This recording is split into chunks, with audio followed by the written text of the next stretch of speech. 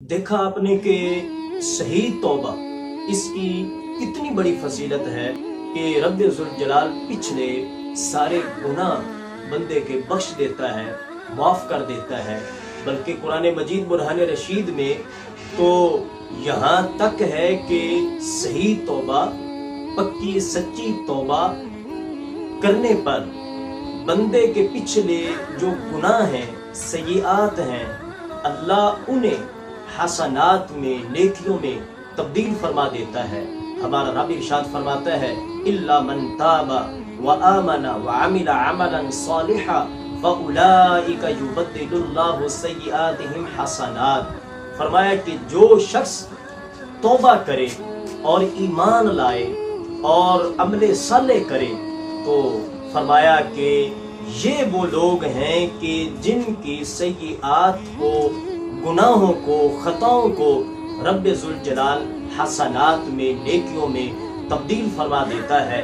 तो ये पक्की सच्ची सही तौबा की बरकत है।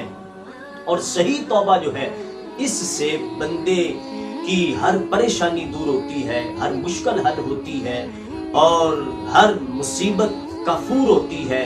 तफसीर कबीर में है कि हजरत सैयदना इमाम हसन मुज्तबा रज़ी अल्लाह ताला अन्हो से यानी साइल मुख्तलफ हैं और फिर उनके सवालात भी मुख्तलफ हैं। एक शख्स ने आकर कहत साली की शिकायत की कि बारिश नहीं हो रही, जमीन बंजर हो गई है, लोग जान बहलब हो रहे हैं, तो कोई हल फरमाए।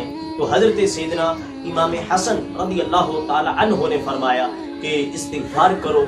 और एक और बंदा आया, उसने गुर्बत का सवाल किया। इमाम हसन रज़ी अल्लाह ताला अन्हो ने उससे भी इस्तिग़फ़ार करने का हुक्म फरमाया। एक और शख्स आया और उसने ये कहा कि अल्लाह से दुआ करें कि वो मुझे बेटा अता फरमाए। तो इमाम हसन मुज्तबा रज़ी अल्लाह ताला अन्हो ने उससे भी इस्तिग़फ़ार करने का हुक्म फरमाया।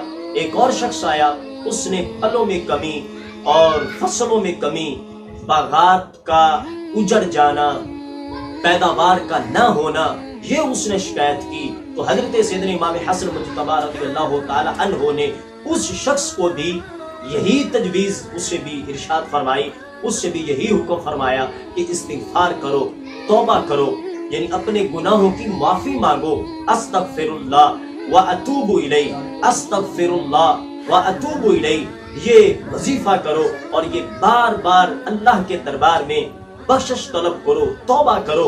इससे ये तुम्हारी परेशानियां दूर हो जाएंगी। हाज़रीन ने ये अर्ज किया कि हुजूर साइल मुख्तलफ हैं और उनकी मुश्किलात एक दूसरे से जुदा हैं और आपने सबको एक ही नुस्खा, एक ही वजीफा और उसका एक ही हल आपने इरशाद फरमाया कि इस्तिग़फ़ार करो। इसकी क्या वजह है? तो हजरत सैयदना इमाम हसन रज़ी अल्लाह ताला अन्हो ने चूंकि इस बात को वाज़ेह किया कि ये जो सख्तियां बंदे पर आती हैं और बंदे पर जो मुसीबतें आ पड़ती हैं, दुख, दर्द और तकलीफों का सामना करना पड़ता है, मसैब व अलाम उस बंदे पर आते हैं, तो उसकी वजह ये है कि ये बंदे के ही आमाल की शामत होते हैं।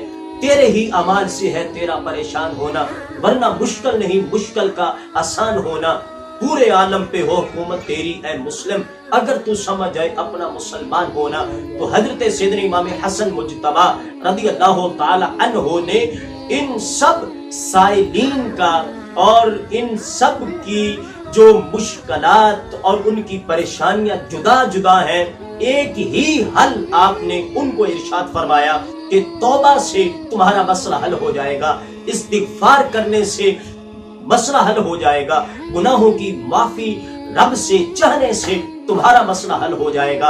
और बाकायदा इस पर हजरत सैयदना इमाम हसन रज़ी अल्लाह ताला अन्हो ने कुरान से ये दलील इरशाद फरमाई कि देखो नूह अलैहिस्सलाम के पास कौम आई, बिगड़ी हुई कौम, और उनकी नाफरमानियां, उनके गुनाहों का सिलसिला, और ये इसी तरह के उनके मसले भी मुख्तलिफ थे।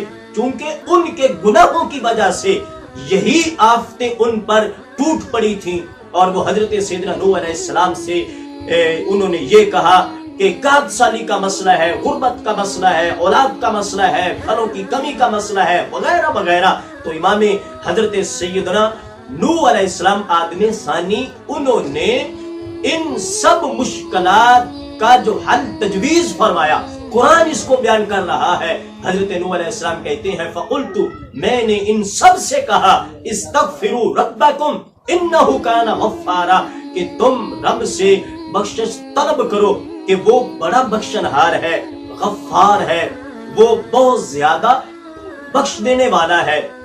اور جب تم توبہ کرو گے، استغفار کرو گے، گناہوں پر شرمندگی کا اظہار کرو گے، گناہوں سے معافی چاہو گے، تو رب ذوالجلال یہ قرآن میں ارشاد فرما رہا ہے یرسل السماء علیکم مدرارا، یعنی نوح علیہ السلام قوم سے کہنے لگے کہ تم پر موسلادھار بارش ہو جائے گی، وَيُمْدِدْكُمْ بِأَمْوَالٍ، توبہ استغفار کرو گے تو رب مال سے تمہاری مدد کرے گا، وَبَنِينَ، توبہ استغفار کرو گے، یہ وظیفہ کرتے رہو گے تو اس سے یہ ہے کہ اللہ تمہیں بیٹے عطا فرمائے گا، تمہیں صاحب اولاد بنا دے گا، اور پھر وَيَجْعَلْ لَكُمْ جَنَّاتٍ وَيَجْعَلْ لَكُمْ أَنْهَارًا، وہ رب تمہارے لیے جنات یعنی باغات پیدا فرمائے گا، یہ باغات والا مسئلہ حل ہو جائے گا، پیداوار والا مسئلہ حل ہو جائے گا، نہریں جاری فرما دے گا۔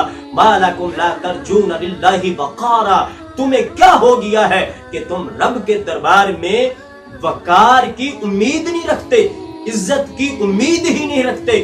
لہٰذا یہ توبہ استغفار کی برکات ہیں کہ جس سے گناہ بھی بخشے جاتے ہیں، گناہ نیکیوں میں تبدیل ہو جاتے ہیں، اور مالی پریشانیاں، غربت کے مسئلے، مفلسی افلاس کے مسئلے، اور پھر یہ باقی جو تکلیفیں ہیں، دکھ درد ہیں، اور پھلوں کی کمی کا مسئلہ ہے، پیداوار کا مسئلہ ہے، تو اللہ تبارک و تعالی توبہ استغفار سے یہ سارے مسئلے حل فرما دے گا۔ اس واسطے اس توبہ استغفار کے وظیفے کو ہمیں حرز جان بنا لینا چاہیے۔